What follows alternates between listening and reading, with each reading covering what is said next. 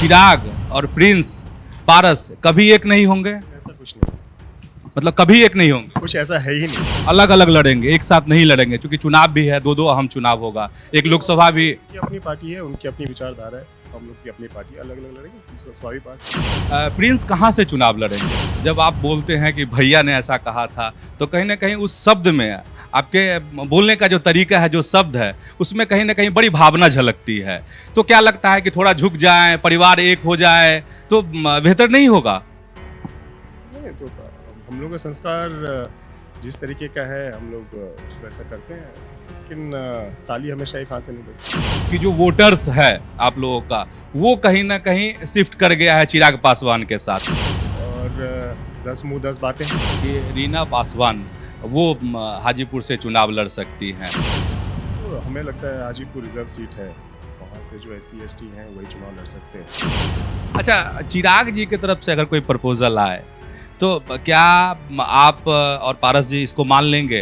उनसे छोड़िए उनको, वो जो कर रहे हैं उनको करने दीजिए। बहुत लोग हैं दुनिया में, बिहार में भी बहुत लोग हैं, उनकी बात भी करिए। छोड़िए उनको, जो करना है वो अपने राह पे निकल गए हैं, अपनी विचारधारा के साथ निकल चुके हैं, उनको छोड़ दीजिए। नहीं, अगर पीछे लौट जाए कि भाई आओ साथ मिलके करते हैं, देखा जाएगा, छोड़िए ना, आएगा तो छोड़िए ना, तब देखा जाएगा। आएगा तो मान लेंगे ना बात, क्योंकि आप बड़ी भावनात्मक रूप से भैया कहते हैं उनको। छोड़िए ना, हम आपको भी भैया बोलते हैं, छोड़िए ना, वो देखा जाएगा जब आएगा। नमस्कार, आप देख रहे हैं न्यूज हाट। मैं हूं चंदन झा।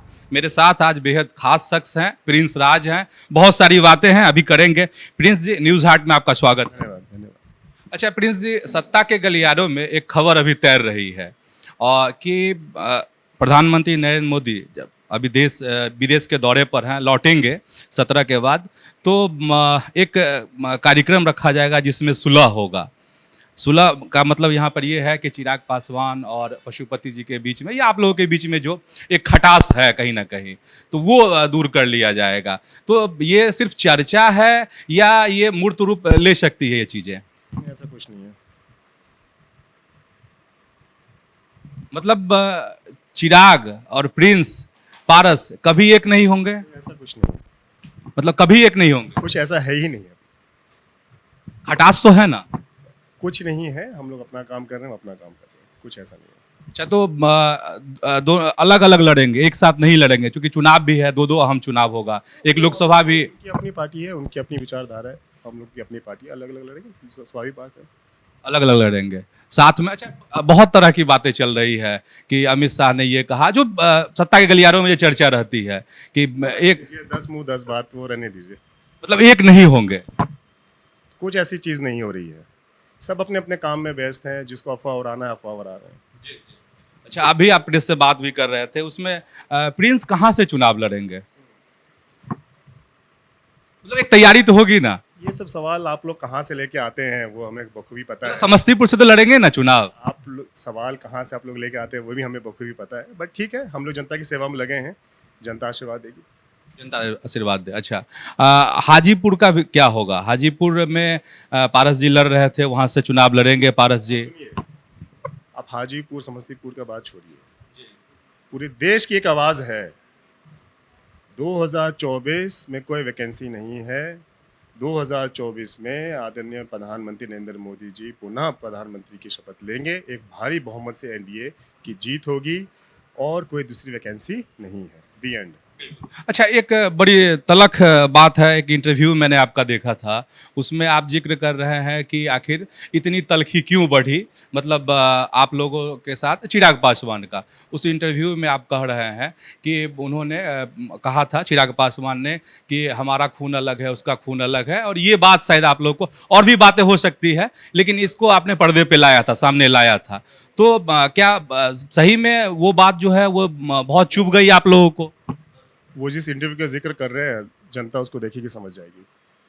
नहीं, हमारे लिए भी कुछ कहिए, न्यूज हार्ट के लिए भी कहिए, जो इसके दर्शक है। आपने वो इंटरव्यू देखा होगा, हमने हाल फिलहाल में इंटरव्यू दिया है, उसमें काफ़ी बातें विस्तार पूर्वक रखी गई।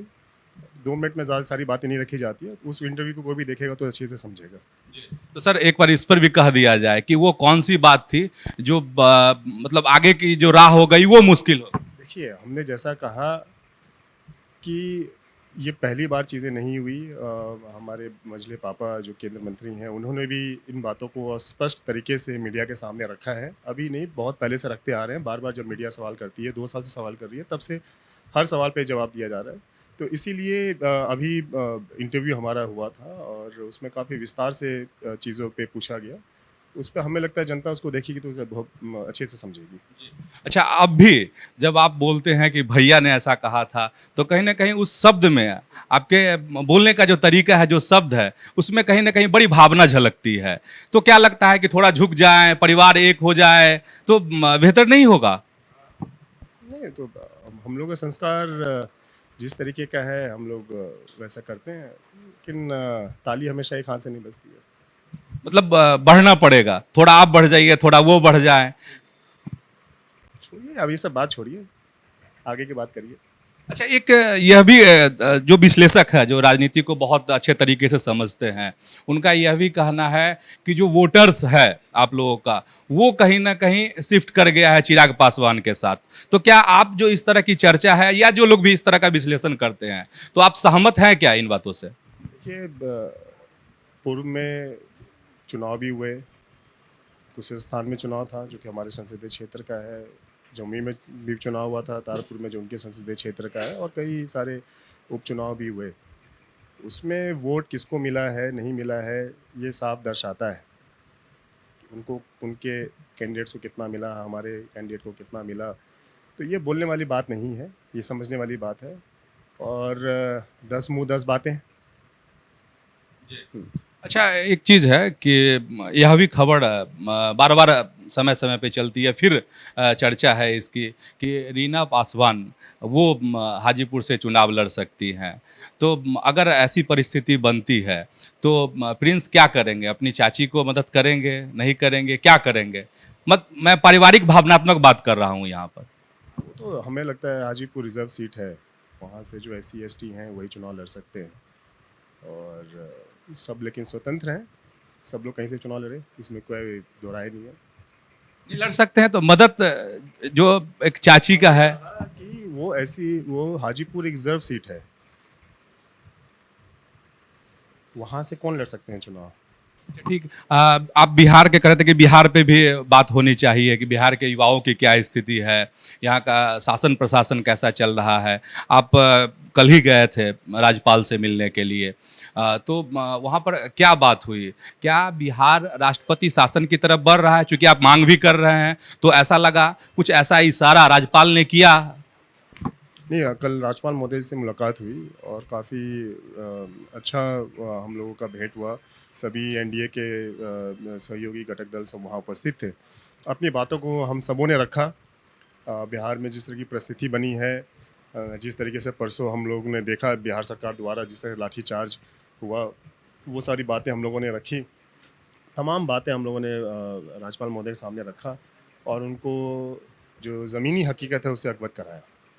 और उनका भी बहुत अच्छा रिस्पॉन्स रहा। उन्होंने आश्वासन दिया है कि जिस स्तर तक उनको जाना पड़ेगा, जो चीज़ें उनको करनी होंगी वो करेंगे और इस पे एक्शन ज़रूर लेंगे। हम लोगों ने मांग किया कि इस पे जो परसों की घटना हुई उस पे उच्च स्तरीय इसमें जांच हो, या तो बिहार के सिटिंग जज, हाई कोर्ट के सिटिंग जज से इसकी जांच हो, नहीं तो सीबीआई की जांच हो इसमें। अच्छा, जो सुशासन का तगमा है नीतीश कुमार के साथ लगा हुआ, तो क्या लगता है सब धुल गया, अब कुछ नहीं बिहार में बचा है? क्या युवाओं के लिए लग रहा है कि कुछ काम नीतीश कुमार कर रहे हैं? तेजस्वी उप मुख्यमंत्री हैं, युवा हैं। देखिए, एक तो जंगल राज हम लोग देख रहे हैं। आप किस युवा की बात कर रहे हैं? उस युवा की बात कर रहे हैं जो कि शराब की तस्करी कर रहा है। हैं? आपने कहा हम रोज़गार देंगे, ये देंगे, वो देंगे, पहले कलम से हम इतना रोज़गार दे देंगे, कहाँ गया वो रोज़गार? फिर आपने शराबबंदी के नाम पे गरीबों को, दलितों को जेल में डालना शुरू कर दिया, उनके परिवार का किया। लेकिन आप जिस नीति के तहत उनको जेल में डाल रहे हैं, अगर कोई मर जाता है तो आप कहते हैं कि भाई मर गया, हम क्या करें, हम उसको मुआवजा नहीं देंगे। फिर गुंडाराज जिस तरीके से बिहार में देखने को मिल रहा है, दिन दहाड़े हत्या, दिन दहाड़े लूट, बैंक का तो हर दिन लूट हो रहा है यहाँ पे। सोनार अपना व्यापार ढंग से नहीं कर सकता है, उसका दुकान को लूट लिया जाता है। किडनैपिंग, ये जंगल राज नहीं है तो क्या है? पहले तो गुंडे लोग किडनैपिंग और हत्या करते थे, और जिस तरीके से का परसों प्रकलन देखने को मिला है, सरकार द्वारा सुनियोजित तरीके से सांसदों विधायकों पे जिस तरीके से लाठीचार्ज किया गया, लाठीचार्ज कैसे किया जाता है कि भाई अगर कोई अपराधी गतिविधि का आदमी भी है तो अगर आपको मारना भी है तो कमर के नीचे आप लाठी चलाएंगे, लेकिन यहाँ सर फोड़ दिया गया, हाथ तोड़ दिया गया, महिला हैं कि बुजुर्ग हैं कुछ नहीं देखा गया। तो इस तरीके का अब तो ये गुंडे वाली सरकार हो गई है। और हमें तो कोई बता रहा था कि बयान दे रहे हैं कि भाई जैसे को तैसा, इसका क्या मतलब है? तो ये सत्ताधारी लोग को कुछ अच्छा, आप भी गुंडा कह रहे हैं, आप भी गुंडा कह रहे हैं। सत्ताधारी के लोगों को बहुत घमंड हो गया है। इनका कहना है जो भ्रष्टाचार के खिलाफ सवाल उठाएगा, जो आवाज़ उठाएगा, हम उसको डंडा से पीटेंगे, पीट पीट के मार देंगे।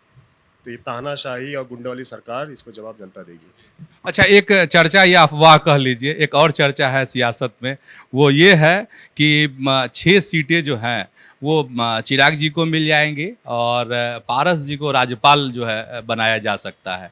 तो इसको क्या चर्चा मानते हैं, अफवाह मानते हैं? 10 मुंह 10 बातें, छोड़िए। ऐसा कुछ नहीं है, अफवाहों पे क्या बोलेंगे, छोड़िए।